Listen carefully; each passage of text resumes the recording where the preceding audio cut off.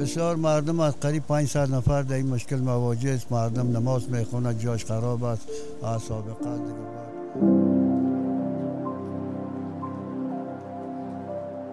دوستان عزیز، ما در یکی از قریجات ولایت پروان آمدیم و اینجا قریه است که مردمای بسیار فقیر در اینجا زندگی میکنن که فقط کسب کارشان هم دهقانی است و دیگه کدام عاید ندارن. و فعلا ما در کنار مسجد از این قریه هستیم به نام مسجد حضرت عمر ابن عبدالعزیز که این مسجد با کمبود وضوخانه منظم و یک تشناب منظم مواجه است که مردم بسیار زیاد از این شکایت دارن و با ما هم دوست اطلاع دادن که ما آمدم ایرا میخواستم از نزدیک ببینم و ببینیم که ما چی کمکی کرده میتونیم و یک تعداد از دوستا هم خیر ببینن که پیش از پیش با ما پول ارسال کرده بودن که ما بتانیم ایرا در صدقات جاریه به مصرف برسانیم. از او خاطر ما گفتیم ببینیم که اگر این مسجد واقعا ضرورت داشته باشه که ما همینجا به مصرف برسانیم. اما من این قسمت که دیدیم اینجا تشناب و وضوخانه از این مسجد است که بسیار قدیمی و کهنه است و با اون سیستم سابق ساخته شده و بسیار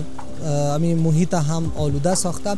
این به ضرورت به این داره که ویران شود، چپه شود و دوباره یک تشناب منظم، وضوخانه منظم ساخته شود تا اینکه هم مردم قریه از استفاده بکنن و هم کسانی که از چهار اطراف میان از این قریه عبور و مرور میکنن، این جمعیت نماز میخوانن، ان شاء الله اجر پاداشش به تمام از دوستایی که در این کار خیر سعی میشن برشان میرسه. حال میریم با مردم قریه هم صحبت میکنیم، میبینیم که واقعا مردم در این مسجد و در این قریه با چی مشکلات مواجه هستند. سلام علیکم. خوب هستین؟ صحتان خوب؟ خیریتی است؟ زنده و سلامت باشین. با ما قسمی که دوستا اطلاع دادن گفتن که در این قریه که شما هستین مسجد با کمبود مشکلات زیاد مواجه است که یکی از اون مشکلات بر ما در مورد تشناب گفتن.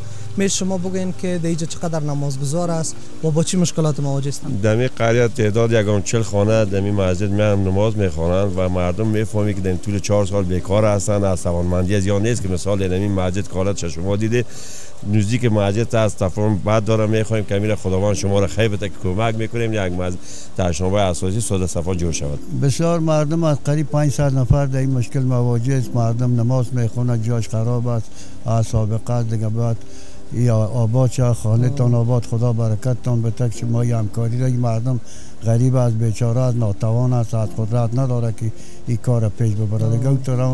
دیگه مردم ها میایید نماز میخونه، دیگه با شما دعا میکنه. خب اگه حالا ما بخیر کار از این آغاز بکنیم، مردم قریه آماده است که با ما همکاری بکنن در ویران کردن و در آباد کردن. در سطح این شخصا خودم می‌نیم ما وظیفه لازم مردم هم آماده حاضر هستن کنه بیل کلنگ اینا پیش از پیش بیل کلنگ خودم آوردن که بخیر ایرا ویران بکنن و ما بخیر کارش آغاز بکنیم. ان شاء الله به توکل خدا امروز کار شروع می‌کنیم. درست است.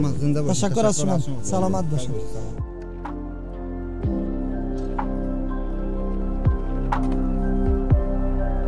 ابتدا از همه مردم قریه دست به دست هم داده آمدند تا تشناب سابقی مسجد خود را ویران کنند. البته این کار هم ساده نبود. الله متعال با تمام اوید افرادی که در کار ویران کردن تشناب سهم گرفتند و زحمت کشیدند خیر و برکت در دنیا و آخرت نصیبشان کنند.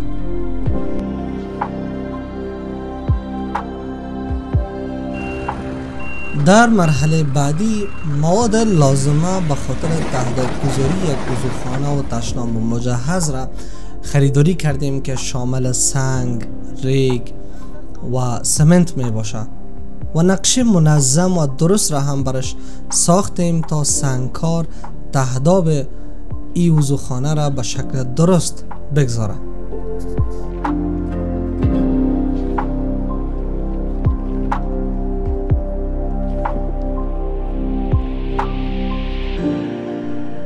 این را به یاد داشته باشیم که از بین تمام کارهای نیک ساختن مسجد و فراهم کردن امکانات یکی از بزرگترین صدقات جاریه است.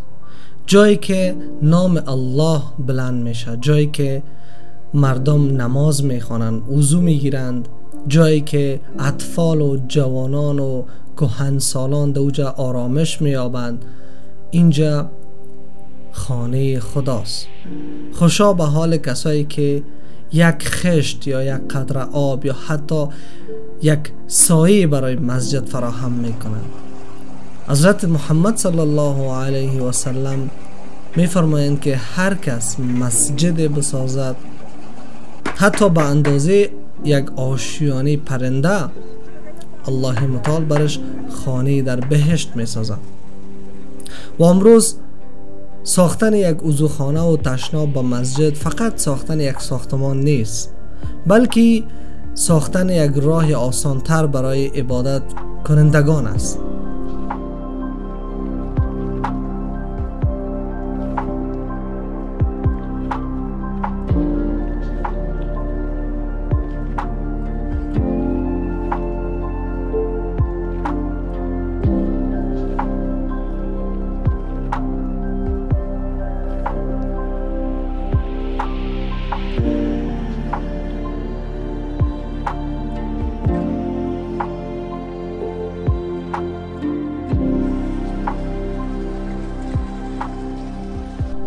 هر قطره آبی که به خاطر وضو استفاده میشه، هر قدمی که نمازگزار با طهارت بر میداره، ثوابش تا روز قیامت انشالله تعالی به شما میرسه.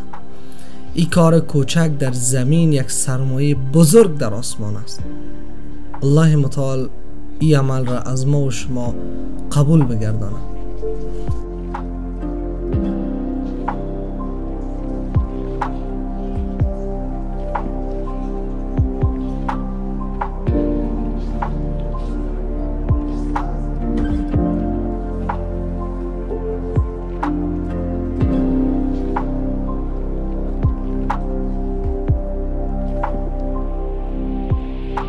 والا حاجی صاحب دیگه خدا خیرتان بده. مقصد که نمی تشناب سابق بسیار خراب بود، مردم برادر از بسیار نفرت داشت، حالا که نمی رقم جور شده ای خو یک چیز زیبایی است دیگه.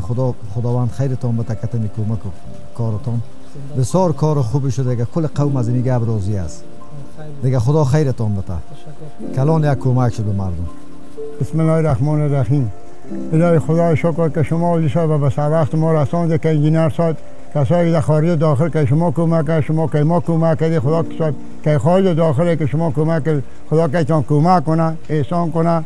شما ما منطقه ما بسیار زیبایی آوری، بسیار منطقه خوب ما رو جور کردی. سابق تشناب ما بسیار خراب بود، که کثافات بود، آل زیبا شد، قشنگ شد، خوب شد. کل خاندان قوم زن اومد به شما تشکری کرده، به شما خیربینی میگه، خیر ببینه.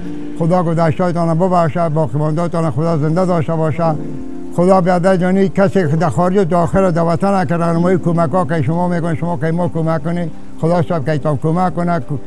این کار همکاری شما سایی صاحب که انجینر صاحب شما زحمت تعلیب بسیار کشیده. خانه تان آباد، خیر بینی، خیلی پر مصرف که، خیلی پیسه مصرف که، خیلی زیبایی بخش موردی دیگه. نمی کار خوبه، خدا که ایتان حساب کنه، خدا که ایتان خوب کنه، خدا به خطر بیاره داشته باشه. الحمدلله دوستان بیننده عزیز، ما تانستیم با کمک الله متعال و یاری اهالی قریه بالاخره وضوخانه مسجد ملک داود را اعمار بکنیم، با پای اکمال برسانیم که یک باب حمام شد و دو باب دیگهش هم تشناب است و دو تا نل به خاطر وضو کردن است. دوستایی که دیگه نماز میخوانن، مهمانا و کسایی که راهگذر هستن دیگه وضو میگیرن، انشالله که در اجر پاداشش تمام ما شما دیگه شامل میشیم. اگر باز هم شما میخواین که به می شکل کمکایتون از طریق ما به مستحقین نیازمندان به قریجات برسانین، میتونین که از طریق شماره واتساپ با ما به تماس شوید. تا ویدیوهای بعدی شما رو به الله متعال میسپارم. همیشه شاد، موفق و سعادتمند در دنیا و آخرت باشید.